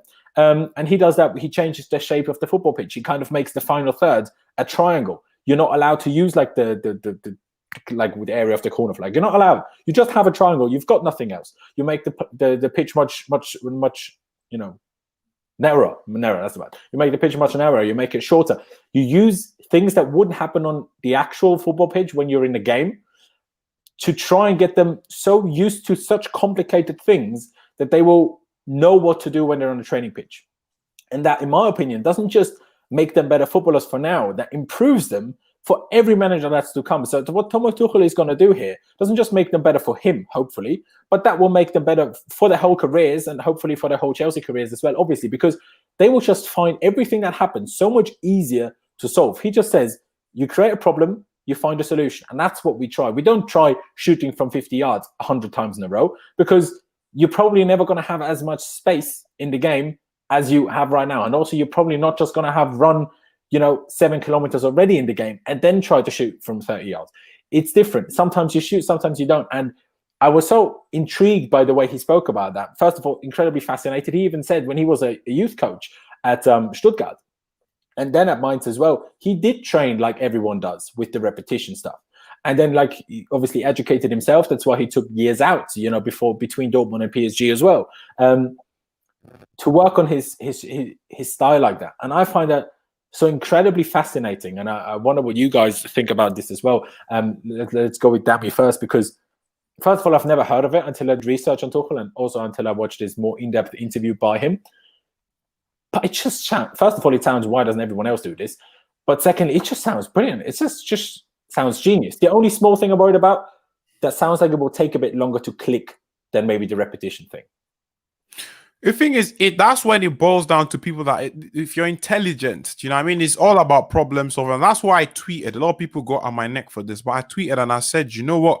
The development that Thomas Tuchel will bring to a lot of the players we have right now, they will cherish it for the rest of their careers. You understand? Sure. Simply because it's going to put them in situations where they have to think.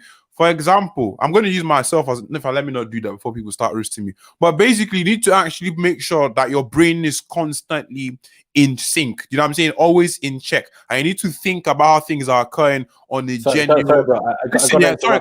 Can I chat to this guy here? This I am Sudan guy here. I'm going to go on. Listen, yeah, man. Since you came onto this stream, I've not seen a single good comment, not even one. You were out here saying that Lampard, you're not going to back Tuchel because Lampard was the manager before. If Tuchel was, why did he get started? Actually go outside and do your research. Do you know what I mean? Do your research, actually pattern stuff on there. I don't know why you think you can just come onto anything and start waffling down in the comments and people are going to address it. It doesn't make any sense. You've literally been spouting crap from the beginning I got onto this stream. So please pack up your bags and get out, because this is not needed in any way, shape, or form. You just come in here with all sorts of stupid, useless negativity that's of no use to anybody and nobody wants to hear. And it's not useful because shift. There are people in the comments, smart people in the comments. Look at them. You can see them. Look at them in the comments actually talking. You have not brought any single useful piece of information to this stream since I got on here. So please shift.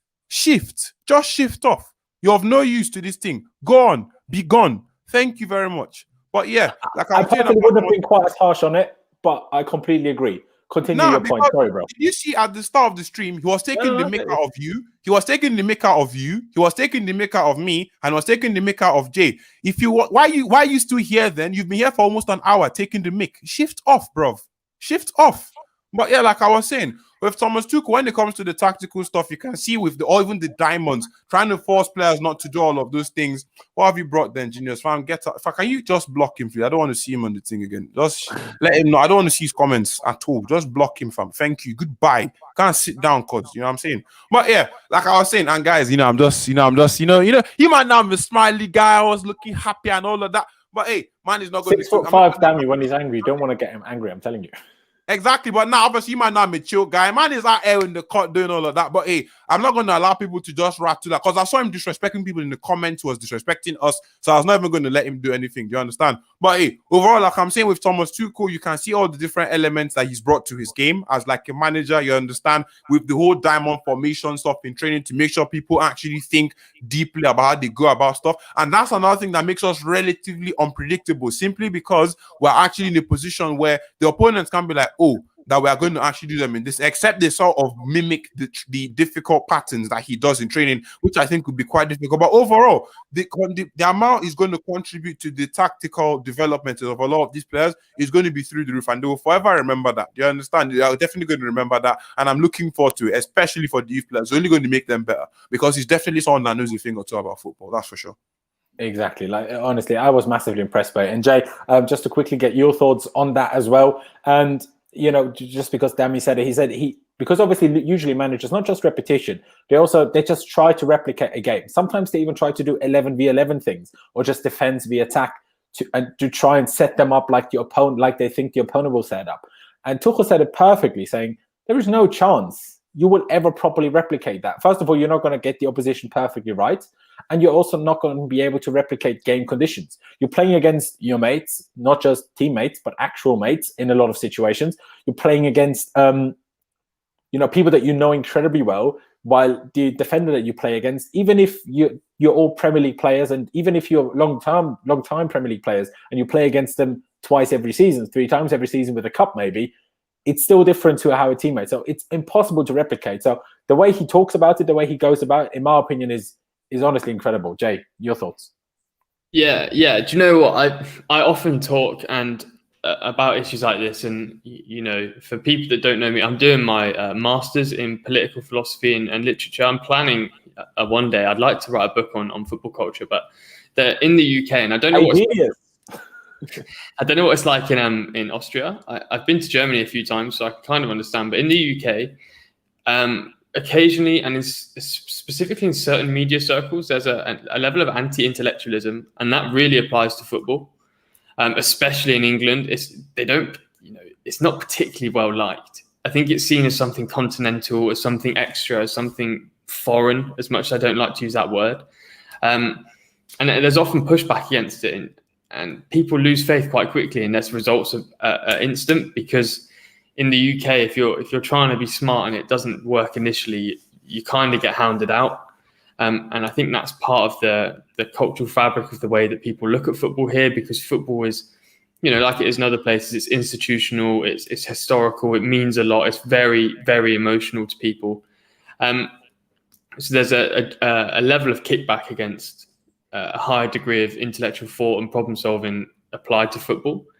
With Tuchel, when he introduces that, every level of football, but at the most elite level of football, it's essentially, can you outsolve the problem in front of you? And then if that fails, can you create a problem that's strong enough to not be solved by the opposition when it's pressed onto you? Tuchel is really good at that. You touched on it.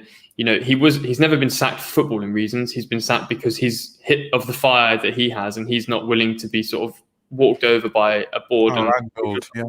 Yeah, so, and that's something that I actually respect. I like Kante for that as well. I think Conte's, I happen to be a fan of his.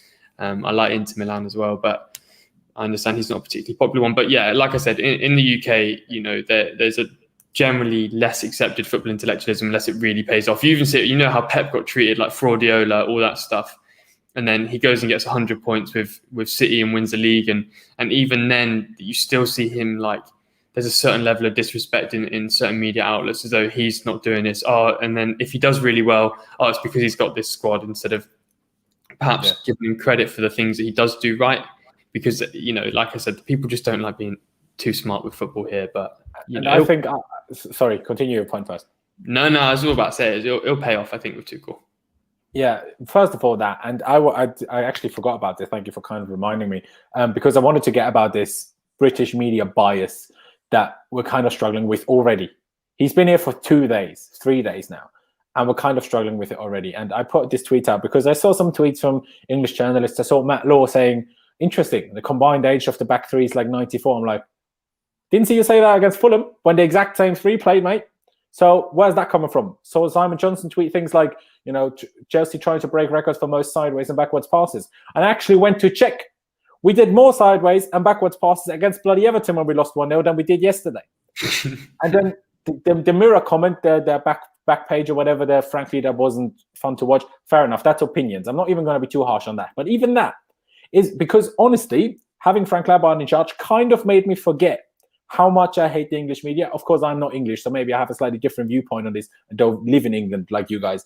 But it kind of made me forget how much I hate them, because first of all, they kind of helped getting him sacked. As much as, we kind of agreed needed to be done, they definitely played their part, and they can claim on their podcast all they want, they're just doing their job. No, there's different ways of doing your job, because it's impossible. And I study journalism. It's absolutely impossible to not let any sort of opinions influence the kind of even objective way you write about things, because it takes different perspectives. There is hundreds of different perspectives. You can comment and write and be the journalist about anything, and you choose to take a certain angle. It might be a fair angle, but you still chose to take a negative angle, and a negative angle from this perspective. We know about the Kai Havertz article that was dropped 5 minutes after the City game, or maybe not, but whatever, right? And then Liam saying, "Oh, I don't care that Frank said this and that." And yes, he's a good journalist. Don't get me wrong, but when I see comments like that, I'm like, honestly, that I'm not English, I call this treatment the Brexit means Brexit treatment, because anyone that's not English is going to get fired. And maybe someone are going to associate it's a little bit slightly let off because obviously he had this career in England. But we had it with Sarri. We had it with Conte in the second season. Mourinho has got it since the first day he's ever arrived in England. If you're not English, and by the way, no English manager has ever won the Premier League, if I'm not mistaken. It might have been before it turned into the Premier League and before it was the first division. So people need to, like, this is ridiculous. And obviously this platform isn't big enough to like get to like English journalists, right? But that's ridiculous. How you take one training session you had and then your back pages, frankly, that wasn't fun to watch. Well, are you going to tell me that the game against Leicester was fun to watch from a Chelsea perspective? Yeah, for Leicester, it was great fun. For us, it bloody wasn't. Even the Luton and Morecambe games, yeah, we did good, but it wasn't exactly like bloody, I don't know, prime Barcelona now, was it? Let alone the Fulham game, which was against a 10-man Fulham. Yes, they sat deep. But you found that excuse when we narrowly beat Fulham. You didn't find that excuse against Wolves yesterday, who sat back with 10 men behind the ball for literally 90 minutes and started time wasting in the 10th second of the bloody game. Every throw in they had took them 30 seconds. Every free kick they had took them a bloody minute. Like, it's some of the most ridiculous things I've seen. I think we had one game last season where a team did that as well. And I think it's utterly outrageous that we have this new manager. It's not his fault. And I see Chelsea fans as well, someone that I'm somewhat mates with. Like, having a go at basically Tuchel saying, you will take a while for me to convince me, for me to fully back you. And I'm like, bro, are you taking the piss? Like, if you want to be angry at the board for sacking Frank Lampard, fair enough. You know, do you, right? Everyone's entitled to their opinion. But don't have a go at the new manager. He didn't sack Frank. And having a go at, this many defenders on the bench and this many players and Billy didn't start and Mason didn't start. And what? Mate, like, and what? Is that a reason to like be negative to someone after one training session, one game? If this is still an issue by the summer and you don't like it, fair enough. But things like that for Matt Law, and, you know, there's been a lot of things about Matt Law. You know, I don't know which side to believe with Tammy Abraham and Aspie backing Rudiger and obviously with the things that Matt Law has said, but I'm not sure whether you should lean yourself that far off the window right now because I just don't accept and respect things like saying, this back three is 94 years old together when the same players played against Fulham. I think that's outrageous. I know I went on a bit of a rant there, but it's justified, man. Like, I'm doing my masters at the University of Liverpool, right? And this city, you know, you can't buy the Sun newspaper in this city, because of the way that they've treated certain very sensitive issues. You cannot find that newspaper in this city. It is not done. Liverpool don't get bullied by the media as much because they made a stand, and this whole area that I live in now, and I'm not from here, obviously, they don't buy that paper. There's no influence from the Sun here. The Sun journalists are not allowed to Liverpool games. They're not allowed to go to Everton games. They will not be welcomed. It's so clear. I've touched on this before when you look at how Tammy, Tomori, Hudson-Odoi, how they're treated. Obviously, it's media bias, racism. With, you know, Frank Lampard has lots of media friends. It's not a criticism to him. You can be friends with whoever you want. Not at all. And I don't have a go at them supporting Frank. That's fine. No, of course. But the issue is tearing down the new person that's in, and it's completely pointless to do so. And yeah, the British media is extremely problematic. I don't know what it's like in other countries. I'm assuming there's sort of echoes of similarities across, you know, Europe and elsewhere. But it's a shame, but just let it be, because you look at Mourinho, right? I really love Mourinho. I still love Mourinho. I'm always going to. You watch, and Klopp, you see it with Klopp now. Klopp's beginning to do it. They're playing with the media. You can see that they don't have time for it. And you look at Mourinho's face when he wins stuff, because he knows that he's got the one up there, and you can't trump that when you get that trophy. You can't trump it when you win the Champions League like Klopp did. No one can then try and tear you down, and they'll continually try and do so. But that's just the nature of British media. It's a real shame, and you can tell with, you know, Laurenz, what you're doing, and Dammy, what you're doing, and what I'm doing at Chelsea Social. More and more people are moving away from, you know, newspapers and typical news outlets, because what's the point? What's the point when you could? Why would I read an article, you know, wherever, when I could come and join a stream and listen to what actual fans have to say and involve myself in a discussion rather than just reading an opinion and that being it? Do you know what I mean? So yeah. I'm going to say just one sentence and that's it. The media, the newspaper, an official newspaper with licensed journalists and licensed authorities to share stuff, dropped an article about Kepa's bulge. That's all I have to say. That's what people actually take seriously on a weekly basis, but that's all I've got to say. Exactly, and it's honestly crazy. And you touch on the racism thing, and we touched on it at the beginning when I'm like, why was only Billy and Mason asked? What about the other youngsters that didn't start yesterday? Especially, okay, Billy wasn't in the squad, but Mason came on. Reece didn't even come on. There was no question about him. And honestly, I just hope for the day when there is a proper top class manager of an ethnic minority that makes it to the very top, wins a Premier League, wins a Champions League. I can't wait for that day because, obviously there's no specifics that I want to rule out, and I forgot his name. I think was one of the Brighton managers, the former Brighton manager was light-skinned, wasn't he, if I'm not mistaken? Chris Hughes. There you go. I just hope that these guys get to the very top, because if it even happens for foreigners that are white, I don't even want to imagine what it must be like. And because obviously I don't follow it so closely when it's not Chelsea, right? So it must be awful. And I honestly just wait for that day. I mean, obviously at Chelsea, you're right, and maybe it's something that we should have this discussion with, of us lot again. But Sol Campbell, right? I don't like Sol Campbell personally. I don't know. Something about his move from Spurs to Arsenal is funny, but I don't rate that type of stuff. But there was a whole load of really interesting literature come out sometime last year that was Sol Campbell's he's a footballing legend, outstanding player, really, really, really good. And when he went into management, he had to get a League Two job.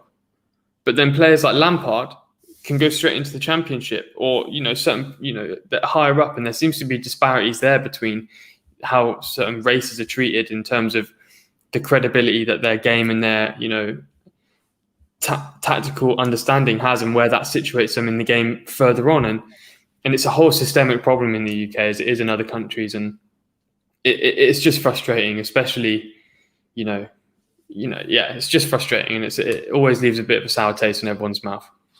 Honestly, it does. But to try and get some positivity back into this, because I went off a little bit there.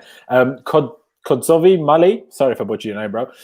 Cheers for the donation. And he said, it feels good to have a coach of the Pep and Klopp status. And I agree. He's not like them in that many regards. In some of them, he's similar to both of them, but as in different things, he's similar to each of them, making him private in himself. Okay, fair. I agree. It's great to have that. And this is, again, no slander of Frank Lampard, not at all. But it's just good to have it. And fair enough, like I said earlier already, people are entitled to their opinions. I enjoyed watching the game yesterday. Yes, there was a couple of down minutes in the first half, I will say that. But I enjoy listening to Tuchel in his press conferences. I enjoy listening to Tuchel's interviews. To be fair, I also did at the start of Frank's, and after a while you get a bit bored because you hear the same thing every time. I presume that might be the same with Tuchel. We'll have to find out.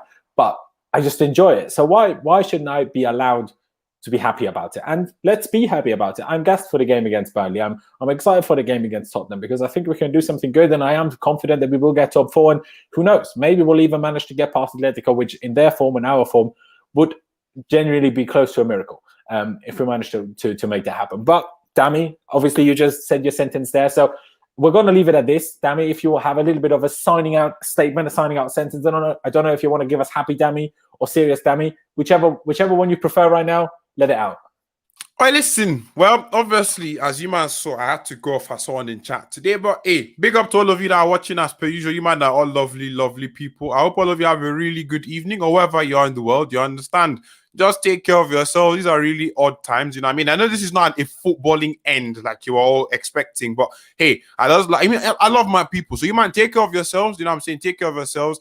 For people that are blasted, it's not personal, but please, if you're going to come at someone, you expect them to bite back. The same way Liam Toomey went at Lampard bit back, fam. People are allowed to bite back. That's how stuff is. If you can dish it out, expect to be able to take it in as well. So nothing personal if you're still here watching. But overall, everybody, take care of yourselves. It's me, your boy, the Grand Dam. You understand? You know where to find your man. You know where to find Jay. If you haven't subscribed to Laurenz, be sure to do that as well. But hey, love you all. Take care.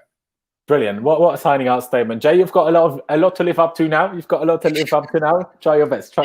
Yeah, I was going to say tomorrow, obviously, Dammy and I do live stream podcasts every Friday, so be sure to tune in. I assume everyone's subscribed to Laurenz. If you're not, what are you doing? You'll find me somewhere on someone's stream or littered around Chelsea Football Twitter at some point. And just, touching on the issue that we spoke about towards the end, treat everyone with respect, treat everyone with love. be nice, be kind. Everyone's really nice. Laurenz hit 8K. That's what we love to see. So just, stay positive because there's a lot to be happy about. Brilliant. Well, first of all, thank you to both of you guys. It was kind of last minute today because I'm just really bad at planning things for the day after games, because I'm like, just get excited for the game and then the game's late, and then I did yesterday a watch along and then the live stream after and then the podcast after that, and then it was late, and then I woke up next day, oh, who am I trying to stream with today? So, I was in a bit of a tricky situation, but I do appreciate both of you coming on. Of course, Dami has been around for a while. It's your favorite face. And then we've had Jay on for the first time, but certainly not the last time, especially as we now found out he's an absolute genius. Thank